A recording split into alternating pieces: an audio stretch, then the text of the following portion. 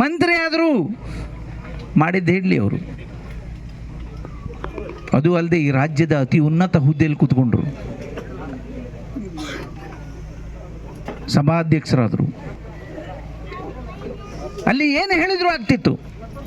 ಈ ಭಾಗದಲ್ಲಂತೂ multi facility hospital ಬೇಕೇ ಅಂತ ನಾವು ಎಲ್ಲ ಕಡೆ ಹೋಗಿ ಮಾತಾಡಿದ್ದೇವೆ. ನಮ್ಮ ಇಲೆಕ್ಷನ್ ಸರ್ಕಾರ ಮಾಡದಿದ್ರು ನಾನು ಮಾಡ್ತೀನಿ, ನನ್ನ ಜನಕ್ಕೆ ನ್ಯಾಯ ಕೊಡ್ತೀನಿ ಅಂದೇಳಿ. ಇದಕ್ಕೆ ನಾವು ಬದ್ಧರು, ಈಗೂ ಬದ್ದರೆ, ಯಾವುದೇ ಕಾರಣಕ್ಕೆ ನಾವು ವ್ಯತ್ಯಾಸ ಆಗೋದಿಲ್ಲ, ನಾವು ಮಾಡ್ತೇವೆ.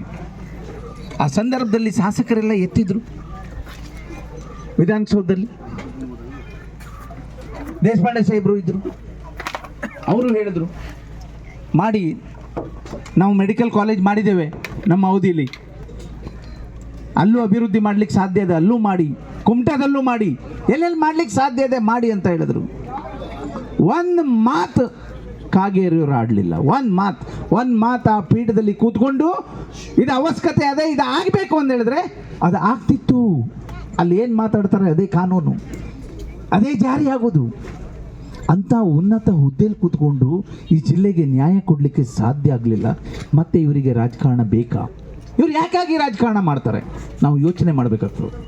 ಹಾಗಾಗಿ ನಿಮ್ಮಲ್ಲಿ ವಿನಂತಿ ಮಾಡ್ಕೊಳ್ತೇನೆ, ನಾನು ಹೇಳ್ತೇನೆ, ಈ ಜಿಲ್ಲೆ ಜನಕ್ಕೆ ಏನಾಗಬೇಕು, ನಾನು ಎಲ್ಲ ಕಡೆ ತಿರುಗಾಡಿ ನನಗೆ ಅರ್ಥ ಆಯಿತು.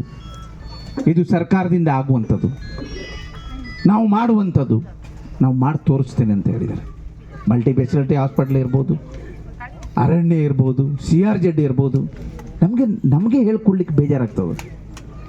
ಪಕ್ಕದಲ್ಲಿ ಗೋವಾದಲ್ಲಿ CRZ ರೂಲ್ಸ್ ಚೇಂಜ್, ಕೇರಳದಲ್ಲಿ CRZ ರೂಲ್ಸ್ ಚೇಂಜ್. ಇದರ ಅರ್ಥ ಏನು? ಅದು ಆ ಕಾನೂನು ಆಗಬೇಕಾದ್ರೆ ಇವರು ಪಾರ್ಲಿಮೆಂಟಲ್ಲಿ ಇಲ್ಲ, ನನ್ನ ಲೆಕ್ಕದಲ್ಲಿ ಇದ್ದರೂ ಅರ್ಥ ಆಗಲಿಲ್ವೋ ಅಥವಾ ಮಾತಾಡಲಿಲ್ವೋ, ಅಥವಾ ಈ ಜಿಲ್ಲೆ ಹೀಗೆ ಇದ್ದರೆ ಸರಿ ಅಂದೇಳಿ ತೀರ್ಮಾನ ಮಾಡಿದಾರೋ ಗೊತ್ತಿಲ್ಲ ನನಗೆ. ಮತ್ತೆ ಇವರ ಅವಶ್ಯಕತೆ ಇದೆಯಾ? ಇವ್ರ ಪಕ್ಷದ ಅವಶ್ಯಕತೆ ಇದೆಯಾ? ಆಯಿತು, ಅವರು ಮಾತಾಡಲಿಲ್ಲ, ಅವ್ರ ಪಕ್ಷದವರಾದರೂ ಯೋಚನೆ ಮಾಡಬೇಕಿತ್ತಲ್ಲ. ಈಗ ದೊಡ್ಡ ಮಾತಾಡ್ತಾರಲ್ಲ, ಅವರಾದರೂ ಯೋಚನೆ ಮಾಡಬೇಕಿತ್ತಲ್ಲ. 3ನೇ ಜಿಲ್ಲೆ ರಾಜ್ಯ ನಮ್ಮದು, ಕರಾವಳಿ 320 ಕಿಲೋಮೀಟರ್ ಉದ್ದ, ಗುಜರಾತ್ ಬಿಟ್ಟರೆ ನಮ್ಮದು 3ನೇ. 320 ಕಿಲೋಮೀಟರ್ ಕರಾವಳಿ.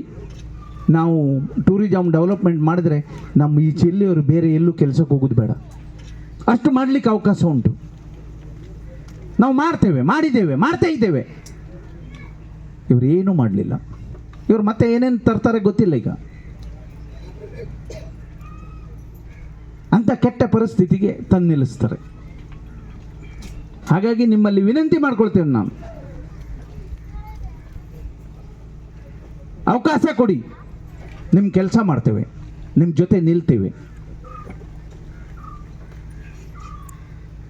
ನಾವೇನು ನುಡಿದಿದ್ದೇವೆ ಅದನ್ನು ನುಡಿದಂತೆ ನಡೀತೇವೆ. ಯಾವುದೇ ಕಾರಣಕ್ಕೆ ವ್ಯತ್ಯಾಸ ಆಗೋದಿಲ್ಲ. ದಿನ ಒಂದೊಂದು ಮಾಡ್ತಾ ಇದ್ದಾರೆ. ಈಗ ಇವರು ಈ ಜಿಲ್ಲೆಯವರಲ್ಲ, ಈ ಜಿಲ್ಲೆಗೆ 8 ಬರ್ತದೆ, 8 MLA ಕ್ಷೇತ್ರ ಬರ್ತದೆ. ಕಿತ್ತೂರು ಖಾನಾಪುರನು ಇದೇ ಜಿಲ್ಲೆದೆ. ನಾವು ಇಷ್ಟು ವರ್ಷವರೆಗೆ ಅವ್ರಿಗೆ ಅವಕಾಶ ಕೊಡಲಿಲ್ಲಗಿದ್ರು, ನಾವು ಈಗ ಕೊಟ್ಟಿದ್ದೇವೆ. ಹಾಗಾಗಿ ಯಾರ ಮಾತು ಕೇಳಬೇಡಿ, ದಯವಿಟ್ಟು ನಿಮ್ಮಲ್ಲಿ ವಿನಂತಿ ಮಾಡ್ಕೊಳ್ತೇನೆ. ದಯವಿಟ್ಟು ನಮಗೆ ಅವಕಾಶ ಕೊಡಿ, ನಿಮ್ಮ ಜೊತೆ ನಾವು ಇದ್ದೇವೆ ಅಂದೇಳಿ ಹೇಳ್ತಾ